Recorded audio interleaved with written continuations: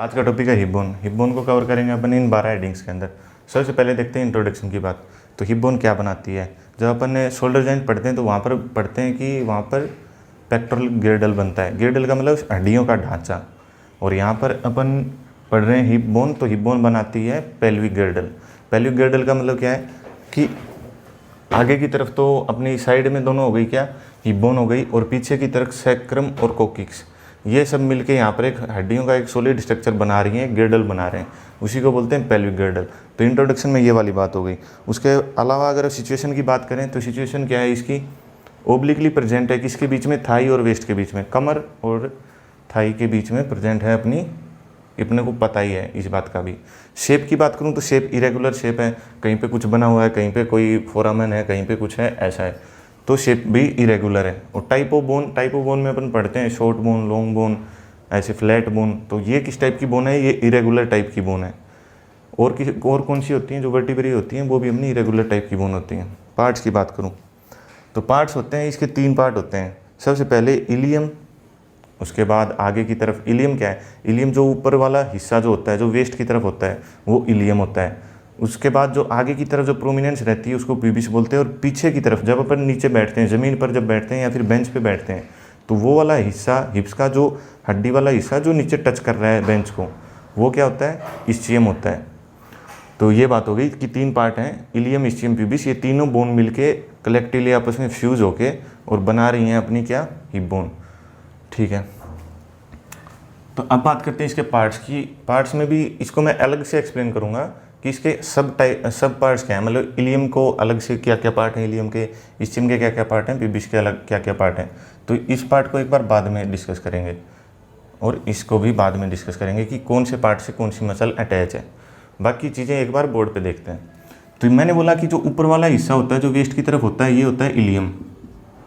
और ये पीछे की तरफ वाला हिस्सा, ये सैक्रम और कोकिक्स है। तो सैक्रम और नीचे कोकिक्स। ठीक है। अब ये जो आगे की तरफ जो प्रोमिनेंस आ रही है, आगे की नहीं है, नीचे की तरफ प्रोमिनेंस है, इसको बोल देंगे इस्चियम। और ये जो बीच में जो आगे की तरफ फ्यूज होते हैं, इनको बोलते हैं प्यूबिक और प्यूबिस बोन। तो ये है मेरी प्यूबिस बोन। और ये आपस में दोनों प्यूबिस बोन आपस में ऐसे फ्यूज होती हैं और बनाती हैं क्या, प्यूबिक सिम्फाइसिस। और ये जो फोरामेन दिख रहा है, इसका नाम होता है ऑब्टरेटर फोरामेन। क्या नाम है फोरामेन का? ऑब्टरेटर फोरामेन। अब इन्हीं चीज़ों को मैंने क्या किया है, मैंने एक हिप बोन ली, मानो कि मैंने ये राइट वाली ली है, और राइट वाली का मैं देख रहा हूँ क्या, लेटरल व्यू। ये है राइट हिप बोन का लेटरल व्यू, ये है लेटरल व्यू। और ये है राइट हिप बोन का ही मीडियल व्यू। कि इस बोन को मैंने पकड़ा और इस बोन को सबसे पहले तो इस तरीके से रखा, तो लेटरल साइड में मेरे को क्या कुछ दिख रहा है, और इसी बोन को फिर मैंने ऐसे रख दिया, तो मीडियल साइड में मेरे को क्या क्या दिख रहा है, वो चीज़ें देखनी है अपने को। तो एसिटाबुलम, एसिटाबुलम क्या है? एसिटाबुलम एक कैविटी का नाम है। ये जो अपने को लेटरल साइड में दिख रही है, लेटरल व्यू में जो ये अपने को दिख रही है, ये है अपनी एसिटाबुलम कैविटी। ये फिर से मैं बात करूँ तो ये क्या है, इलियम है। पीछे की तरफ क्या होती है, इस्चियम होती है, और आगे की तरफ होती है प्यूबिस। तो ये है प्यूबिस, ये है इलियम, और ये है इस्चियम। ठीक है, इतनी बात समझ में आई अपने को। और ये फोरामेन जो था, फोरामेन क्या था, ऑब्टरेटर फोरामेन, जो बता चुका हूँ मैं। अब बात करते हैं इसकी, ये क्या बनाया मैंने। एक्चुअल में ये पूरी ऐसे होती है, लेकिन इस तरफ से इसका जो मार्जिन होता है वो टूटा हुआ रहता है, जो कि मैंने अपने हिप जॉइंट जब डिस्कस किया था वहाँ पे बताया था कि ये क्या चीज़ है। ये ल्यूनेट सरफेस है, और इसको बोलते हैं एसिटाबुलर नोच। और ये बीच में acetabular foramen, acetabular fossa, sorry. तो एसिटाबुलर फोसा, एसिटाबुलर नोच, और ये ल्यूनेट सरफेस, ये तीनों चीज़ें मिलकर क्या बनते हैं, इसको कलेक्टिवली क्या बोलते हैं, एसिटाबुलम कैविटी बोलते हैं। तो एसिटाबुलम कैविटी किन किन बोन के बीच में प्रेजेंट है? ऊपर से इलियम आ रही है, आगे से प्यूबिस, पीछे से इस्चियम। तो एसिटाबुलम जो कैविटी है उसके अंदर हर बोन का पार्ट होता है। तीनों हिप बोन जो हैं अपनी, इलियम, इस्चियम, प्यूबिस, तीनों का कलेक्टिवली इसमें अपना कंट्रीब्यूशन देते हैं, अपनी बॉडी का एक पार्ट देते हैं, जो कि बनाता है अपनी एसिटाबुलम कैविटी। और एसिटाबुलम कैविटी फिर हिप जॉइंट जब पढ़ा था तो पढ़ा था कि ये किस चीज़ से अटैच है, हेड ऑफ फीमर से अटैच है। इतनी बात समझ में आई। उसके बाद देखते हैं ऑब्टूरेटर फोरामन। ऑब्टूरेटर फोरामन क्या बोला मैंने कि जो एसिटाबुलम कैविटी है उसके एंटीरियरली और इंफीरियरली एक खाली जगह है। खाली जगह बोले तो कि इस जगह के ऊपर बोन प्रेजेंट है ही नहीं, फोसा दिखता है, गड्ढा, मतलब खाली जगह बिल्कुल, तो उसको बोलते हैं ऑब्टूरेटर फोरामन। इसकी लोकेशन क्या बताई मैंने, anterior inferior to acetabulum cavity. ठीक है, इतनी बात समझ में आई। अब बात करते हैं साइड डिटर्मिनेशन कि ये एक हिप बोन है, मान लो राइट साइड की हिप बोन उठाई तो अपने को पता कैसे चलेगा कि ये राइट वाली ही है, और इसको एनाटॉमिकल पोजीशन में अपन होल्ड कैसे कर पाएंगे। तो उसके लिए अपने को क्या करना है, उसके लिए अपने को इसको एनाटॉमिकल पोजीशन में पकड़ना है। तो उसके लिए कंडीशन जो होती हैं, जो भी अपने को जब तक जो भी मैंने अब तक जो बात बताई है वही चीज़ें बस अप्लाई करनी है। क्या कि जो एसिटाबुलम कैविटी है वो अगर हेड ऑफ फीमर से अगर अटैच कर रही है तो लेटरल साइड में होनी चाहिए। तो जो एसिटाबुलम कैविटी है, यहाँ पर मैंने पॉइंट लिखे हैं कि एसिटाबुलम जो कैविटी है वो होनी चाहिए लेटरल साइड में। ठीक है, और जो इलियम है या फिर मैं बोलूँ इलियक क्रस्ट जो है वो होना चाहिए सुपीरियर साइड में, और जो प्यूबिस है वो होनी चाहिए एंटीरियर में। प्यूबिस एंटीरियर में होनी चाहिए। इलियम या फिर ये जो सरफेस होता है इसको इलियाक क्रस्ट बोलते हैं। इसकी जो ऊपर वाली मार्जिन जो होती है उसको इलियाक क्रस्ट बोलते हैं। तो इलियाक क्रस्ट या फिर बोलूँ मैं इलियम, वो होनी चाहिए, सुपीरियर होनी चाहिए। और ऑब्टूरेटर फोरामन की मैंने अभी बताई है, इसकी पोजीशन क्या होनी चाहिए, antero inferior to acetabulum cavity. और एसिटाबुलम कैविटी कहाँ होनी चाहिए, लेटरल साइड में। इतनी बात समझ में आई। ठीक है, तो अपन ने ये देख लिया इसकी साइड डिटर्मिनेशन, या फिर मैं बोलूँ कि इसको एनाटॉमिकल पोजीशन में इसकी कैसे एक्चुअली एनाटॉमिकल पोजीशन में ये प्रेजेंट होती है। अब बात करते हैं सेक्स डिटर्मिनेशन।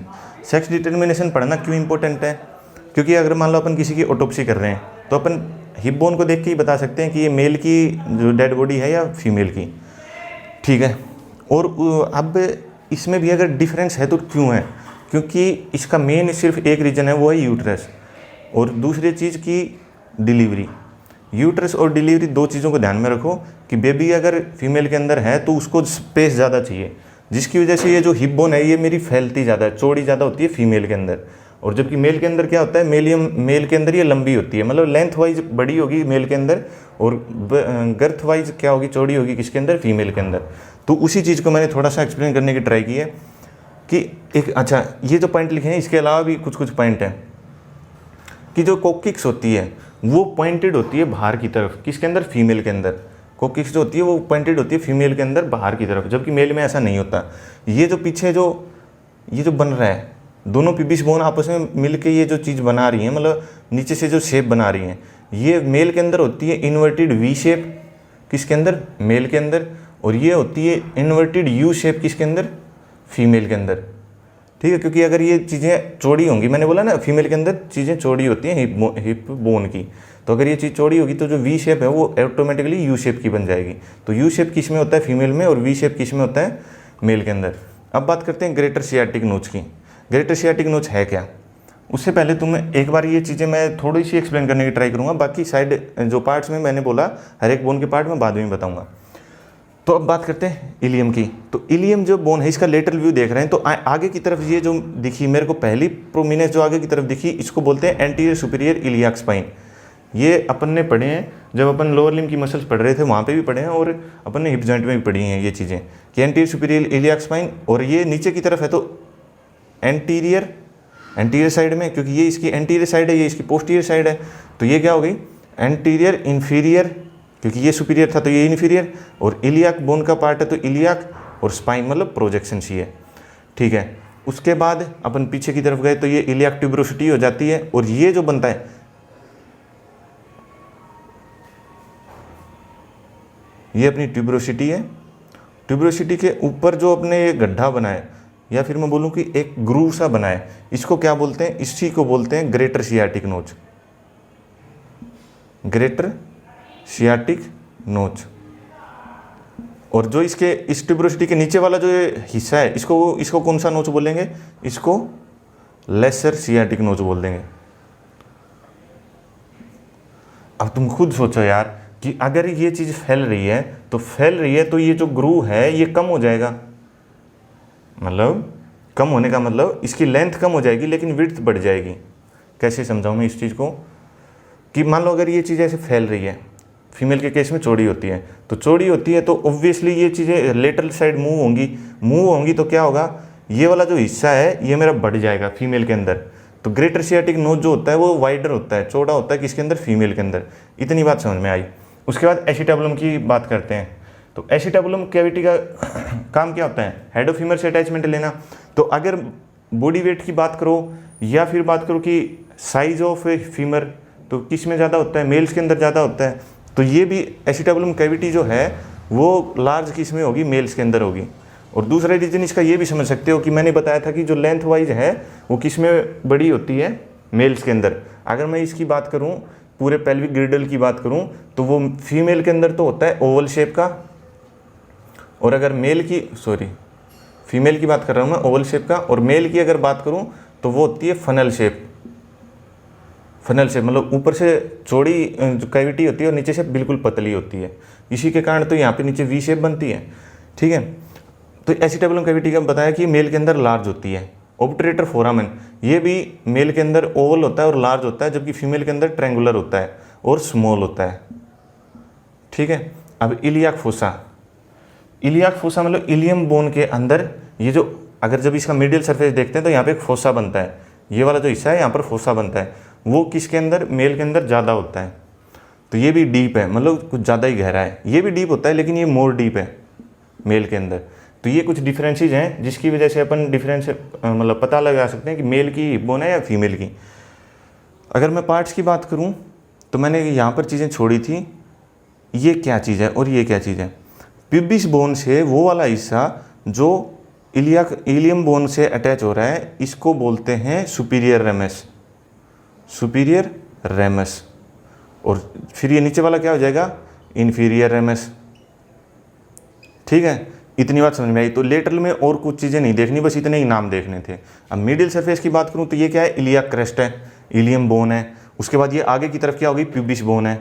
पीछे की तरफ क्या है, इसका भी ये पोस्टीरियर। मैंने बोला ना मीडियल व्यू देख रहे हैं सिर्फ राइट हिप बोन का, तो राइट हिप बोन को ऐसे मीडियली ऐसे देखते हैं।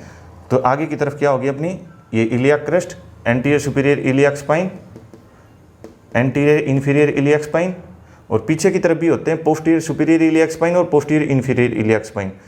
उसके अलावा अगर मैं इसके बॉर्डर की बात करूँ इलियम की, तो ये एंटीरियर बॉर्डर हो जाएगा, ये पोस्टीरियर बॉर्डर हो जाएगा। ये जो है बीच की साइड भी ऐसे प्रोजेक्शन सी होती है, उसको बोलते हैं मीडियल बॉर्डर।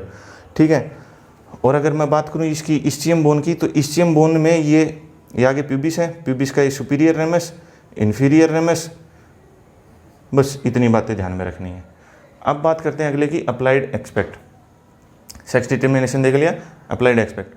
तो मैंने बताया था कि जब अपन बैठते हैं, बेंच के ऊपर बैठे, चेयर पे बैठे या किसी भी हार्ड सरफेस पे बैठे, तो थोड़ी देर बाद अपनी जो हिप बोन है वो पेन करने लग जाती है। थोड़ी देर बाद बोलूँ कि ज़्यादा देर तक अगर बैठे रहें तो पेन करने लग जाती है। क्यों करने लग जाती है, क्योंकि जो वॉल हिप बोन का सबसे पोस्टीरियर मोस्ट हिस्सा क्या है, इस्चियम।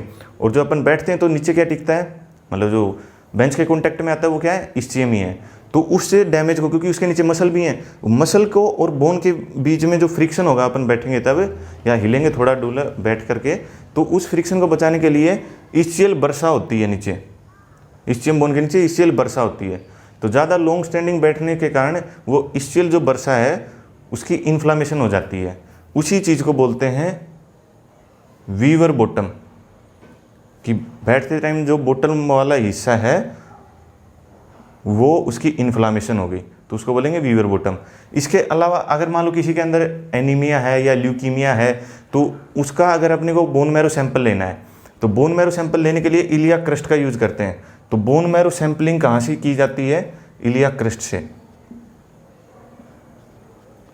ठीक है, ये इसकी अप्लाइड हो गई। उसके अलावा हर बोन, जब भी कोई बोन पढ़ते हैं तो अपन फ्रैक्चर की बात करते हैं, लेकिन हिप बोन के अंदर फ्रैक्चर बहुत कम होते हैं। क्यों होते हैं, क्योंकि एक तो मसल्स इतनी ज़्यादा हैं और ऊपर से डैमेज होने के चांस भी कम ही हैं, क्योंकि इतनी मोटी और स्ट्रॉन्ग होती है ये।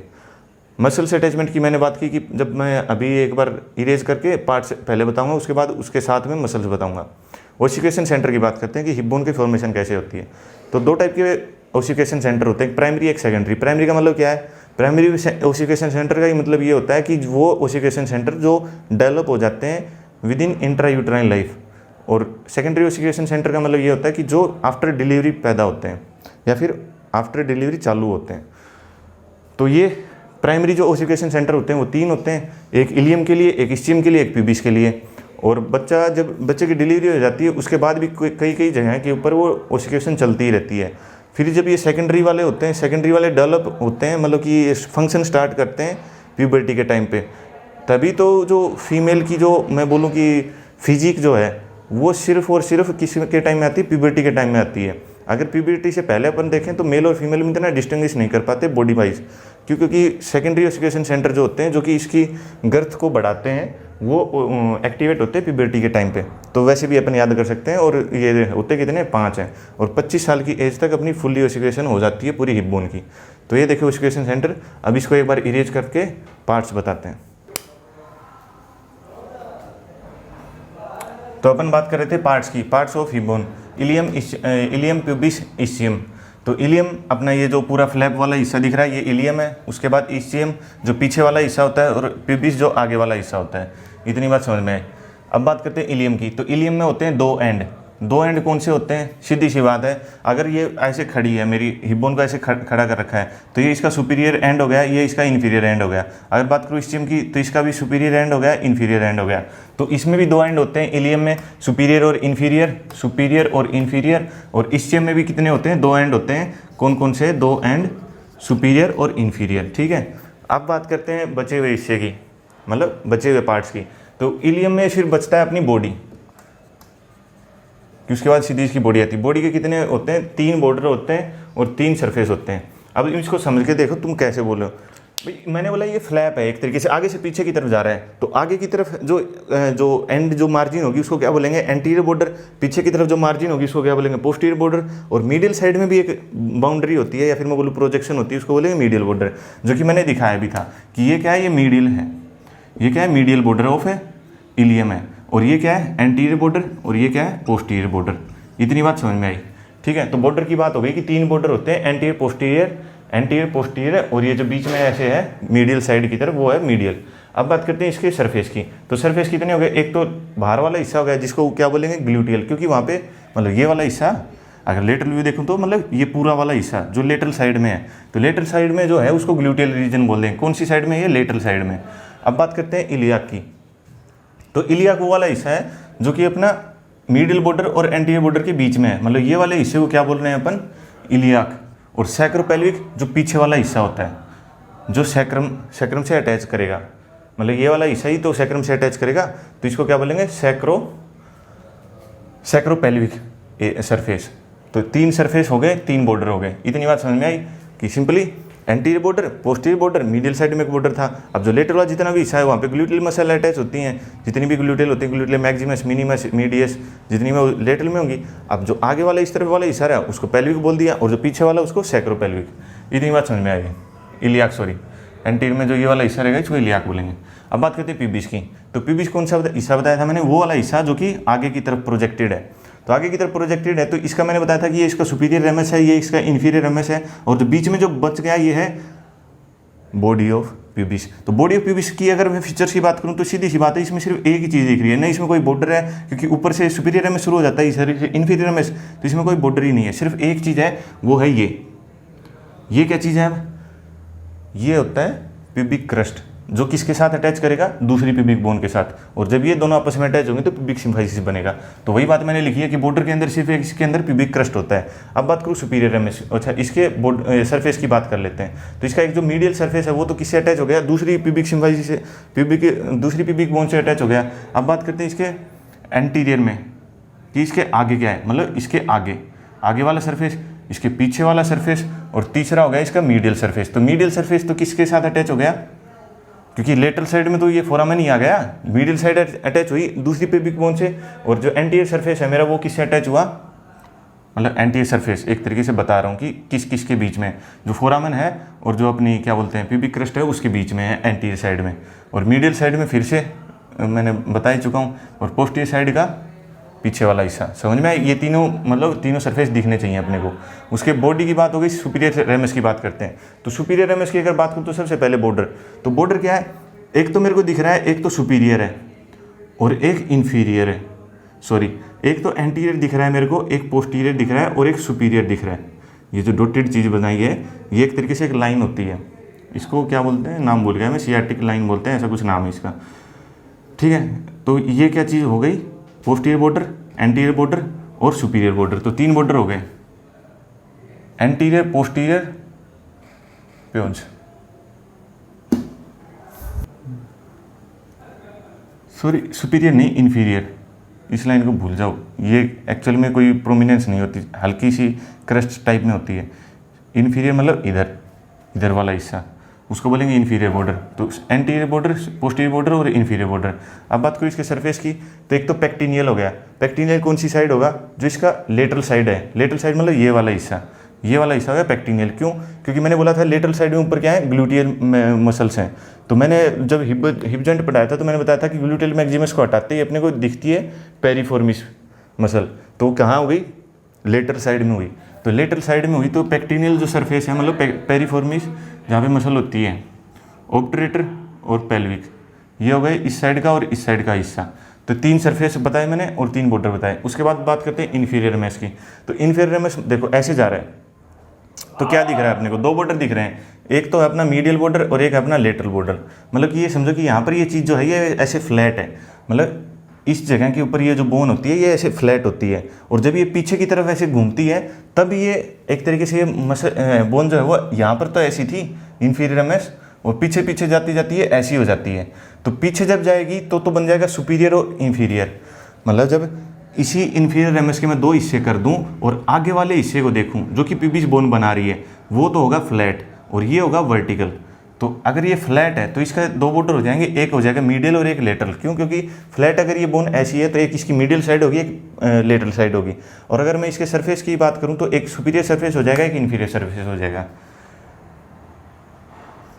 ठीक है, या फिर एंटीरियर पोस्टीरियर बोल लो इसको, क्योंकि ये एंगल पे होती है। एंगल पे ही तो दिख रही है अपने को, ये एंगल पे ही है, एक इसका एंटीरियर सरफेस दिख रहा है, एक पोस्टीरियर सरफेस दिख रहा है। अब बात करते हैं इस्चियम की। तो इस्चियम मैंने बताया सबसे पीछे वाला हिस्सा, इसके 2 हिस्से होते हैं, एक बॉडी ऑफ इस्चियम और एक इसका इन्फीरियर में, क्योंकि इन्फीरियर में से दोनों मिलकर बनाते हैं, पिबिस भी बनाती है और इस्चियम भी बनाती है।